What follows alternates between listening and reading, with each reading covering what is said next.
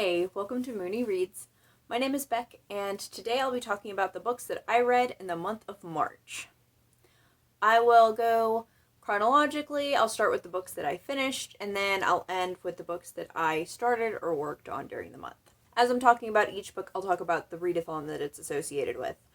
I didn't get around to participating in the March the Mammoths or Tome Topple like I wanted to, because I decided to put Sontag on hold. And I'll talk a little bit about one of Susan Sontag's works that I did read. I think I've decided that I want to read her works first and then read the book, just because I think I'll have a greater appreciation for what the book is saying about her. That's the only thing that I really didn't get to participate in at all. I also didn't end up doing the Buzzwordathon, I don't think. I do still want to read This Is How You Lose the Time War, but that's not for here. So, to start off with, the first book that I read was for middle grade March, and that was Princess Ever After by K. O'Neil. And this was a graphic novel that told the story of this princess who seemed like she was stuck in a tower, gets rescued by another princess, and then they go on this journey. I don't want to say too much more because I think going into something, especially this short, without knowing much would probably be good. I thought it was pretty cute.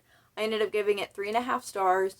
I do wish that it were longer because it did go super fast, especially the ending portion. I just feel like it could have been a whole series. But it was super cute and gay, and I liked it. I'm a liar. The first book that I finished in March was actually an audiobook. I started it in February, which is where I got thrown off. But I finished Hitting a Straight Lick with a Crooked Stick by Zora Neale Hurston. And this was an essay collection. Or not an essay collection, a short story collection. All of her short stories. And it was a really interesting read. I did have some things that I wish that were different, that have less to do with the writing and more to do with how it was put together. The beginning had a lot of really good, interesting, informational stuff about, like, how her writing changed, and the reason, like, that she couldn't start off really writing in vernacular, which is what she's known for. If you've ever read Their Eyes Were Watching God, it's 100% written in southern dialect. But she couldn't start off that way because people wouldn't publish it. And in the beginning, they even go through each individual story and kind of talk about the background of it and stuff. But they put it all in the beginning of the book. And with a collection like this, I'm not going to sit and read the whole thing at once. And that's not even how it was created. All of these stories were made separately. So, if I had read it in physical copy, I would have gone back and forth and read each of the intros before reading the story. But since I was listening to it on audiobook, I didn't have that option. So that was kind of a bummer. I also felt that since it was just literally every single short story that she had, that it was kind of repetitive. It even included some of her unfinished stuff, which I think is cool, and I like the idea of having it all together like that, but I think reading it back to back to back, I think I would have enjoyed it more if they were kind of separate, or if they were put together in a different way other than just, like, chronological, which I think is what they did. I could be wrong. Overall, I think that it was good. I'm glad that I read it. I would recommend it, though, especially if you're interested in the classics and stuff like that. So I ended up giving it roughly 3.5 stars, but it's kind of, like, murky, because I don't quite want to give it a 4-star, but it also feels like a slight to give it a 3-star. Like, the 3-star also doesn't make sense. So this one was a little bit harder to firmly give a star rating. The next book that I finished was Regarding the Pain of Others by Susan Sontag. This fit the Women's History Month readathon. It is a book that is less than 200 pages, a book by an author that I've loved before, and it was added to my TBR in the last 3 months. So in this, she looks at war photography. And she is looking at basically people's reactions to war photography. So she's interested in how people respond to other people's pain. And in this, she talks a little bit about the history of war photography and how before there was photography, there was war art. But there was typically a different intention behind war art than a lot of war photography. So she talks about that. She also talks about the differences in the ways that people who are seen as closer in proximity to the West are photographed by Western photographers, and how that's different than people who are seen as kind of other or further away. One of the big things that she talks about is this idea of like dignity, like putting a dead American soldier on the cover of a magazine would be seen as, you know, what if their family sees this? This would be awful. But people who are from Africa, for instance, or even like South America, they aren't given that same level of dignity. So she talks about that. There are a lot of different things that she says, and there's not one cohesive conclusion. She kind of gives you a couple of different points, and you can kind of draw from it. One big thing that I pulled from this is that photographs by themselves can't do or say anything. They, by themselves, can't be an artifact that's infallible for a number of different reasons. Partly because people have faked certain things or, taken things from specific angles, even without the added confusion that Photoshop throws in everything. But also, people are partly going to react to photographs due to the contents of the photos, but also how they're presented.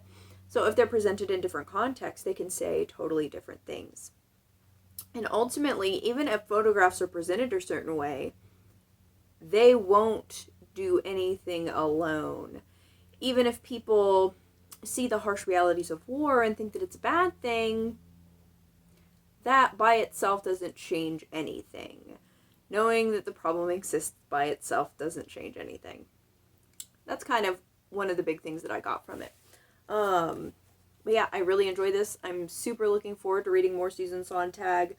I ended up giving this collection 4.5 stars. The next book that I have, I read during the sequel-a-thon, and that was The Girl from the Other Side, Volume 4 by Nagabe. And I don't really want to say too much because it's Volume 4, so I'm not going to get into the details of what was in this one.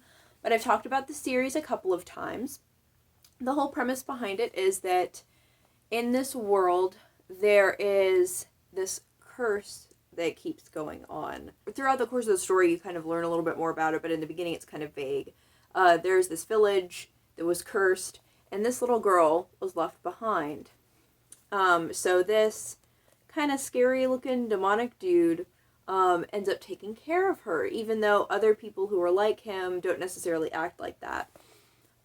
So there's this background that's really like scary, kind of horror fantasy, but these characters are so wholesome and have my entire heart. I'm super excited to get Volume 5 in. Volume 4, I gave 4 stars. After that, again for the sequel-a-thon, I read Beyond the Clouds, Volume 3 by Nicke. And this is another one I've talked about before because it's Volume 4. The whole premise of this story is that there's a fantasy world. In this fantasy world, there are lots of different types of people. There are some people that look like normal humans. There are some people that are like humans with dog ears or tails or what have you. And then there are some that are just basically look like anthropomorphic animals. But there's also a rare type of person who has wings. They're super rare. This boy, they never say his age, but I kind of assume he's like 14 or 15. He's working at this shop, and he finds this girl with wings crash-landed in this dumpster, and she's hurt. So he quickly gets her inside because he doesn't want anyone to hurt her because people with wings are super rare, and he doesn't want anything to get to her. And she is younger. So this whole story is about him trying to help her, basically. I've really liked the series so far. I think it's super cute and wholesome. Some of the stuff in Volume 3 was neat. However, I thought that this particular plot point was really drawn out, and it felt a little bit more like filler, which was a little bit disappointing because I've been waiting for this, and now I'll have to wait for the 4th one too.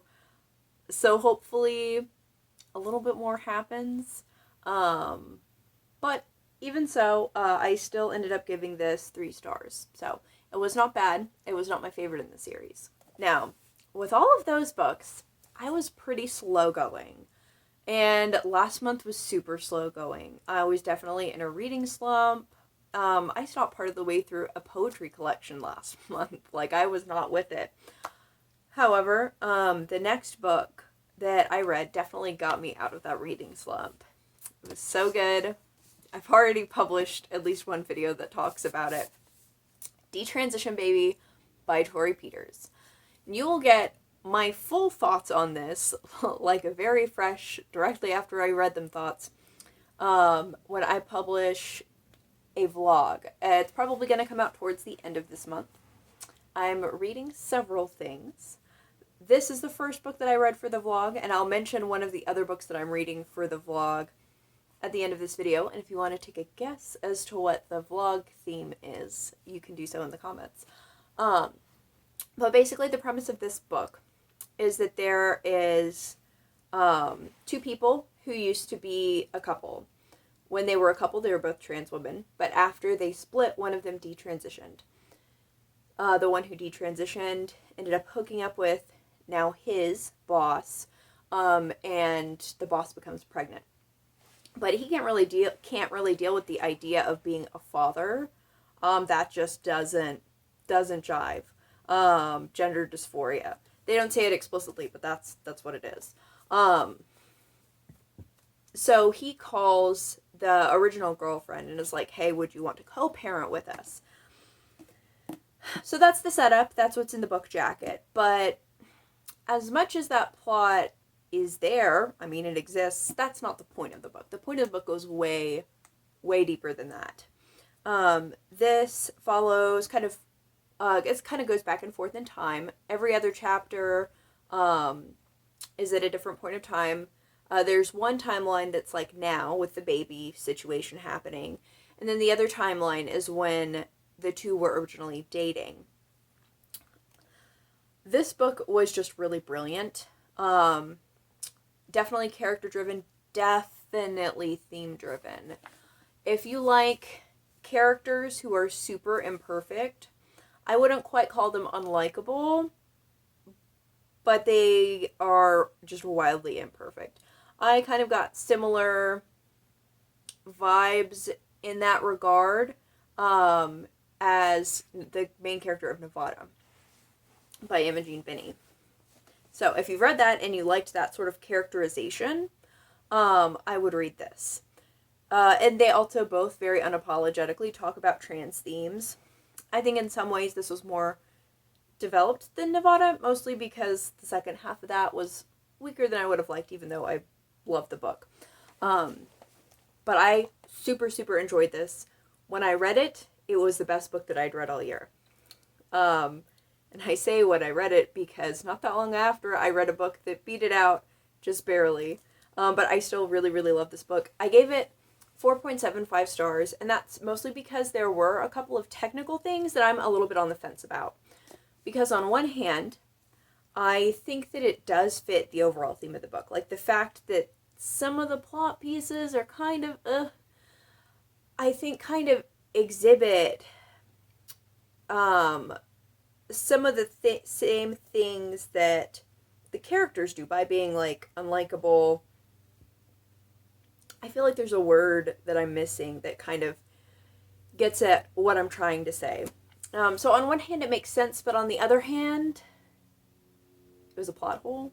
So 4.75, but I still absolutely love this book. This I put with the Women's History Month Readathon 2 for the trope that I like. The trope that I'm saying that this goes with is that trope of the imperfect character that it shares with Nevada. After that, I read a kid's book while I was working. I noticed the book and I saw the title and I was a little bit curious, so I read the description. It definitely looked like a trans allegory. So I went ahead and read it because it's super short. It's called My Shape is Sam by Amanda Jackson. The whole premise of the book is that in this world there are different sorts of shapes. There are squares and there are circles, and squares have square jobs. They have to be bricks. They have to be pieces of a bridge or a box. Whereas the circles get to be wheels. And there's the square who, is doing his job, but he really wants to roll. He really wants to be a wheel. So one day he kind of flings himself and starts to roll. And as he's rolling, his edges start to smooth a little bit. So eventually he looks like not quite a square, not quite a circle. And there are some people rooting for him, and then other people that are like, what even are you? Are you a square? Are you a circle? That's weird. But by the end of the book, he finds his little niche being a wheel.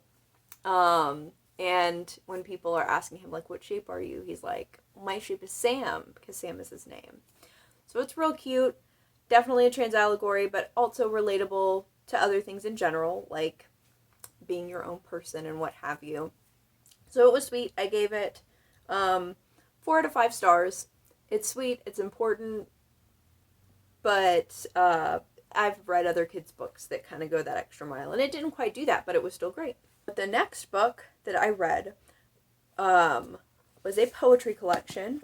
And it fits the Women's History Month readathon because it is a book written by an Indigenous author.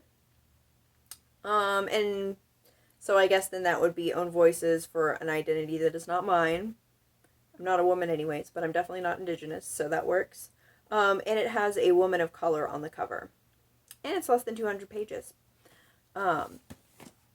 So that is Postcolonial Love Poem by Natalie Diaz. I read this for a vlog that is now out, where I am reading and writing poetry. So if you want kind of my full thoughts, you can read that. You can watch that. But overall, I really enjoyed this.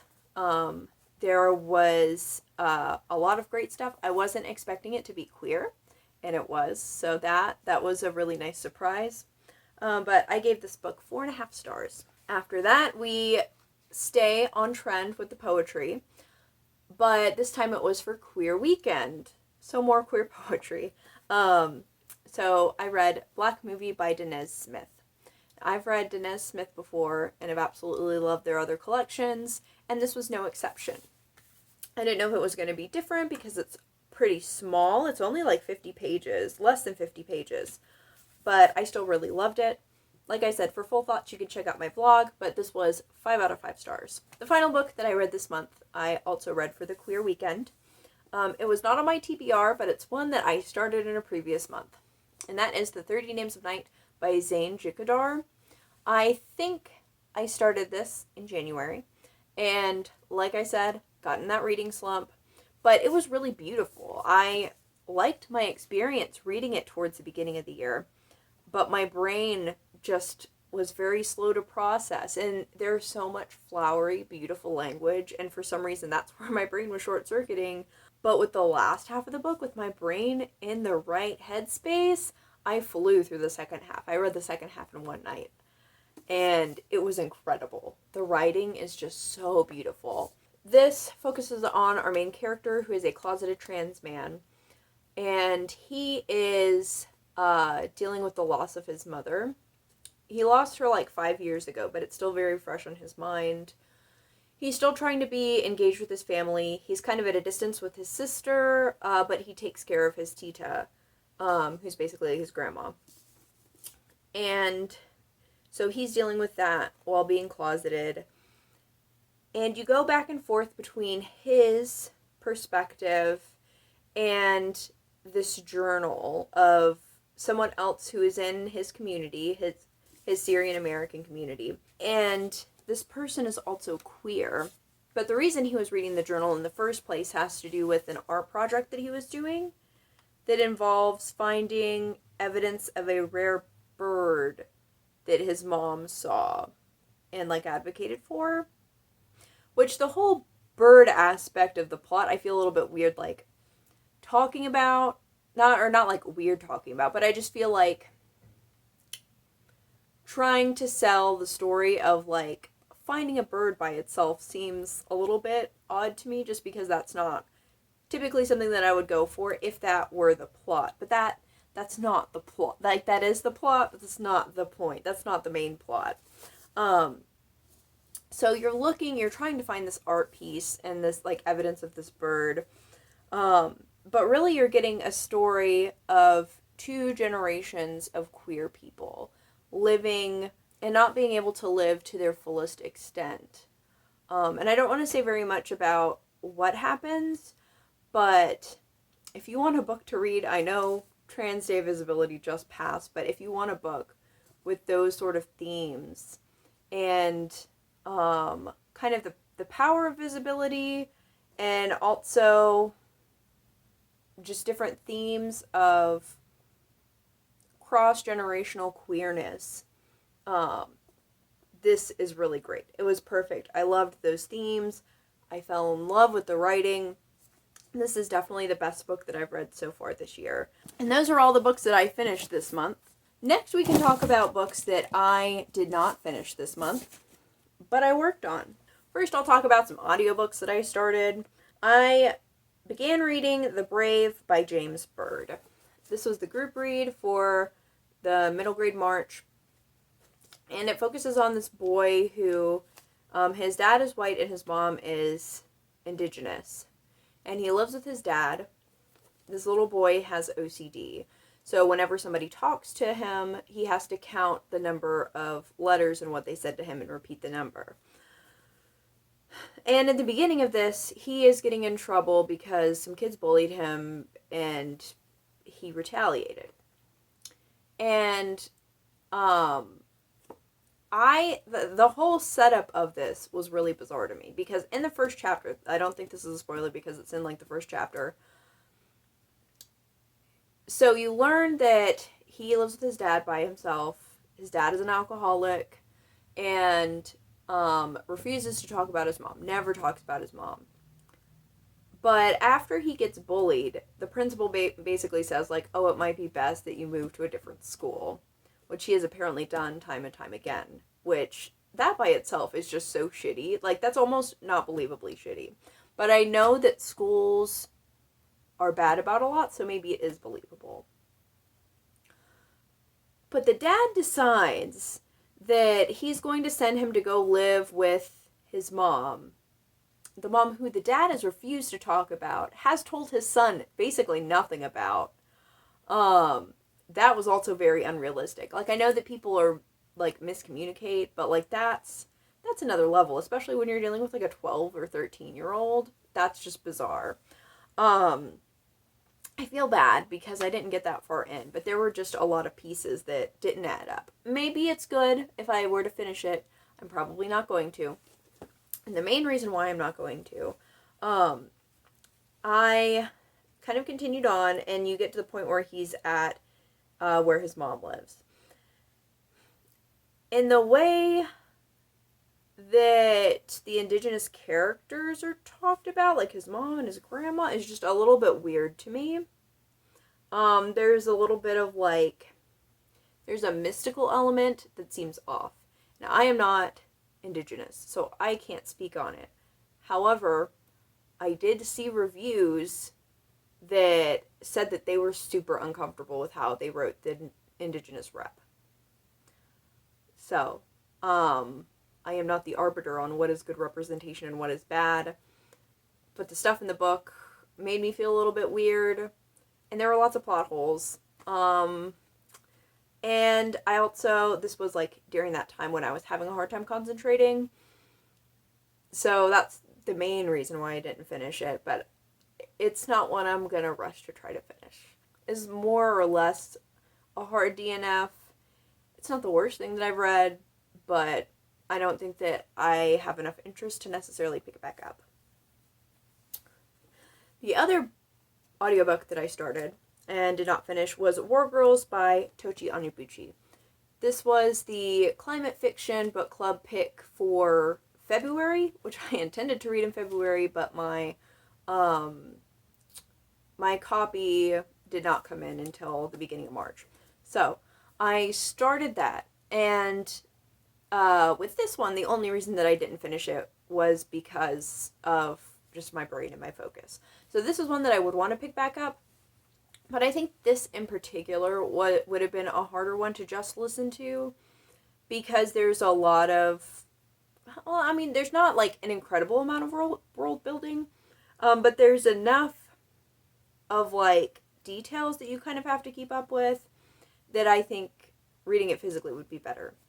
And there was a lot of stuff that was going on that seemed interesting, but I only got a couple of chapters into it, so I can't really say too much. But that is one that I would want to pick back up. And I was really looking forward to it too, so it kind of sucks that I wasn't able to concentrate, but that's just how it goes sometimes. So I'll have to read it eventually. Another book that I worked on during the month of March was, of course, Captive Genders. This is a book that I've been buddy reading with Brianna from Rad Reads. I was doing it last month. I'll be reading it still next month. We got through a section that focuses basically on the criminalization of queerness in the everyday. And it was really interesting and really messed up, which is like this whole book, basically. I don't really know how much to say, just because I feel like if I start talking, it'll end up turning into rambling. This is an incredible book, and I highly recommend it for people who are wanting to understand the prison industrial complex, the criminal justice system. The next book that I worked on but didn't quite finish is Breaking the Walls of Silence, which I also talked about last time. This looks at the experience of a group that was formed in a maximum security prison in the middle of the AIDS epidemic. These women were basically supporting each other. I didn't really read that much this month, so I'm still about halfway through. The final book that I worked on this month is The Selected Poems of Langston Hughes. Langston Hughes was a poet in the early to mid 1900s. I think that he wrote most of his stuff during the 50s and 60s, but there were some that he put out a little bit earlier. I got about a quarter of the way through it so far, but I'm in the middle of it, and this is another one that's going to be on the same vlog as Detransition Baby. So if you have any guesses as to what theme pulls these together, you're welcome to guess. I've got 6 books in total that will be on that vlog. So that was March. There's definitely stuff that I'm a bit disappointed that I didn't get to, but I'll get to them eventually. I'll get to them in my own time. I'm just glad that I got out of my reading slump, and I think I did pretty okay.